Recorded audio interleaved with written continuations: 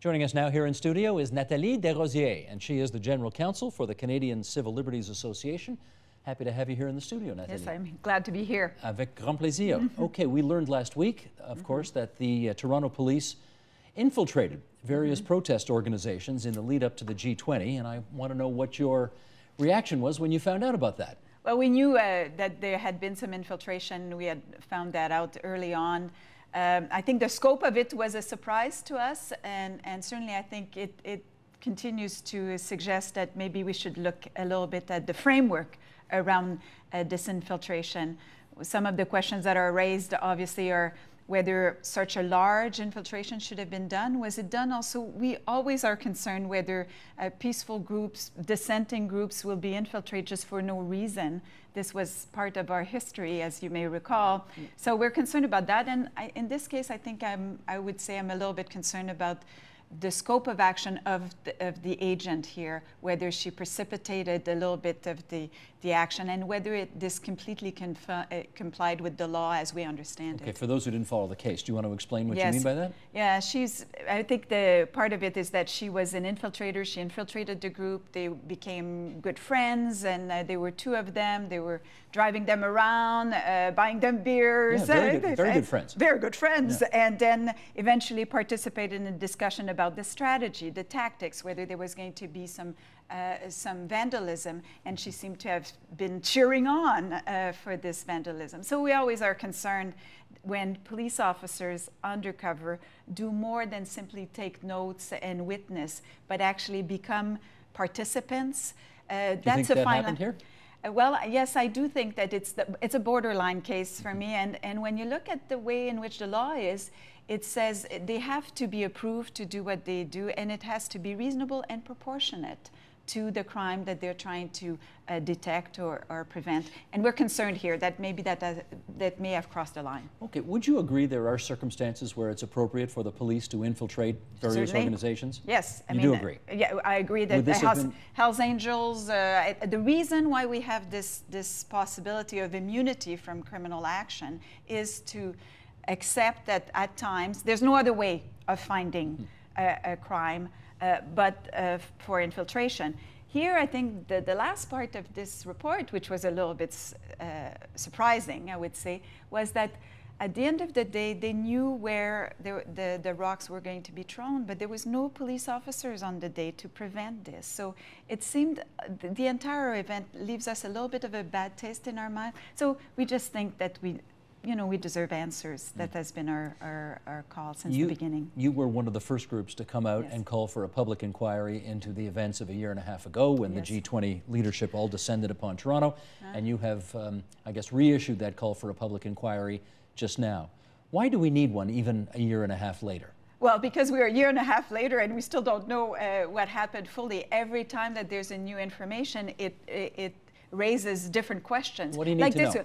Well, I need to know what was the scope of this infiltration, which groups were infiltrated, what were the guidelines given to the infiltrators. Is there a code of ethics for infiltrators?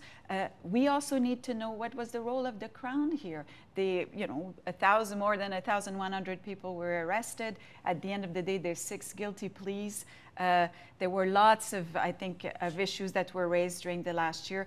And finally, I think I understand why Canadians would say, oh, not another dime being spent on the G20. But when we look at it, there are several reviews that are going on. There's one at the RCMP level. There's 7 of them, I think. But all of them have limited mandates. We said at the beginning it will be safer and cheaper to do one as opposed to... Who should do it? Well, it should have been a joint federal-provincial because you had the RCMP was involved and was leading a group of the OPP and the Toronto Police. So the danger here is that the future, we are told, will be about joint police forces doing work together. And our accountability mechanism is linked to individual police force. It doesn't work. There's a disconnect here. So either we have a public inquiry that will look at the gaps between the ones that have been done, or we're just going to take whatever has been done and continue to do individual small inquiries. But I think at the next time that there's joint police I think we absolutely need an accountability framework that responds to the way the policing has been organized. Would you agree that both the federal and provincial governments want to move on now, and the chances of this inquiry happening are zilch? That's true. And I think what we're trying to raise here is the fact that there is some issues that have not been raised. We will want to have, what was the role of the Crown? How come it, so many bail conditions were imposed on people that were probably more severe than they would have been on criminals that would have done some serious crimes. So that's one issue. Can I ask you about that? Do you believe that this issue was treated differently because the officers saw, as opposed to just nickel and dime crime, a political motivation behind the offenses, alleged offenses?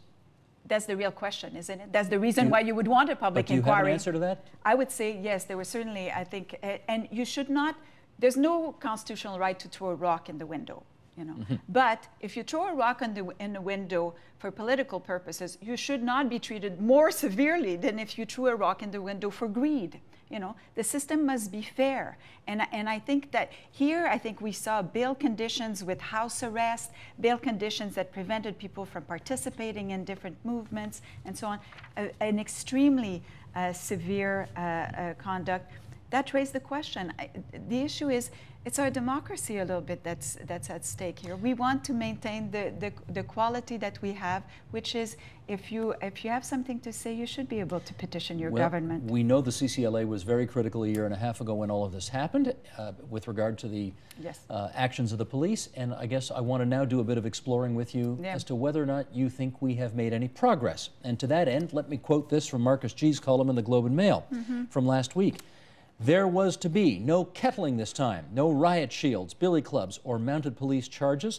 Police simply stood around as 100 city workers took down tents and piled debris into garbage compactors. If protesters yelled at them or got in their faces, they declined to engage. Their approach throughout was low-key, polite, and respectful.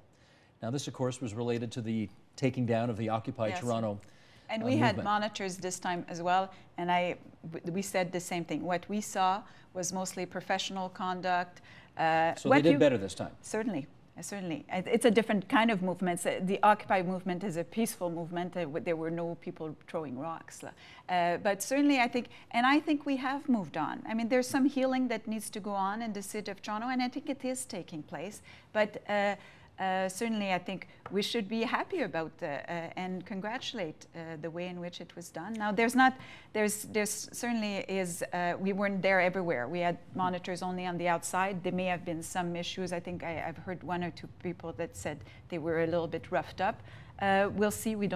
I don't have any evidence to come. Do you infer from this that the police have learned a lesson and they're better at this now? Well, or the circumstances were different, let's hope for the best and say that indeed there probably is there may have been some changes in the outlook.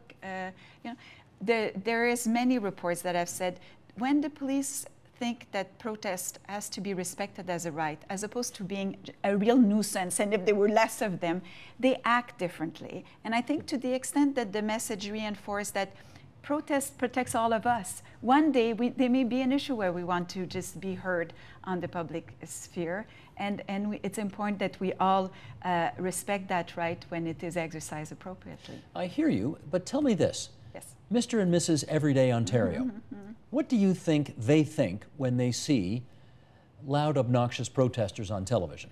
Well, they should know that there's not only loud, obnoxious protesters. Usually the loud, obnoxious protesters are the ones that catch the media attention. So that's one of the issues, one of the problems.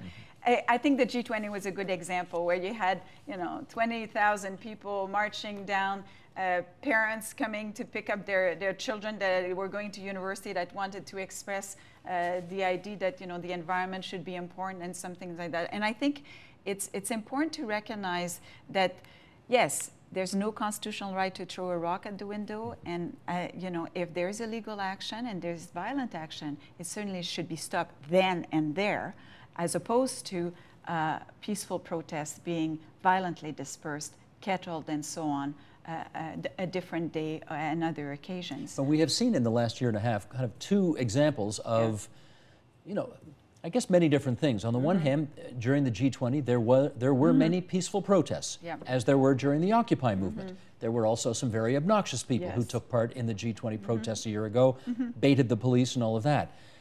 But let me interrupt you.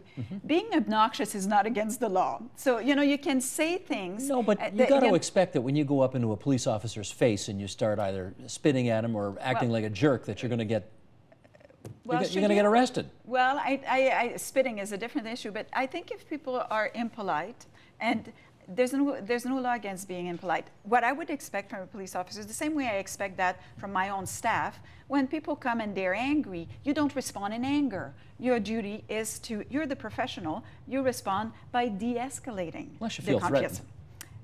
Unless you feel threatened. Unless you feel threatened. But, and unless there is indeed some threat to your safety. Now, I mean, so I just wanted to make sure, it's not, people can be, you know, we have to make sure that we don't control, there will be protesters because part of their message is disturbing. Some messages are disturbing, but there's still a message that we need to hear sometimes. I guess where I'm getting at here is, do the public relations problems, if I can put it that way, of protesters who are not simply being peaceful and who are not doing it, you know, to make some larger point, but who are just doing it to be disturbers, do they sort of give the whole movement a bad name? Well, they should not. I mean, we're adults, we're a large society. We should be able to recognize that in any groups, there are some people that give a bad name to the group. And I'm sure I would say the same for police officers. There are some police officers that behave wonderfully and others that don't do it. Well, my responsibility is to make the distinctions between the two. And I would expect the reasonable Ontario public to make the distinctions between, you know, the couple of people that they find obnoxious and a large group of people that have the right to express different political opinions. So let's finish up on this then. You've seen the example of what happened a year and a half ago with the G20. We've now seen what's happened with the Occupy movement, not just here, but all over the world for that matter. Do you think, let's just keep it to Ontario right now, do you think we are striking the right balance between the need to keep people safe, the need to make sure people are allowed to speak their protest, and the need to you know, have a secure society?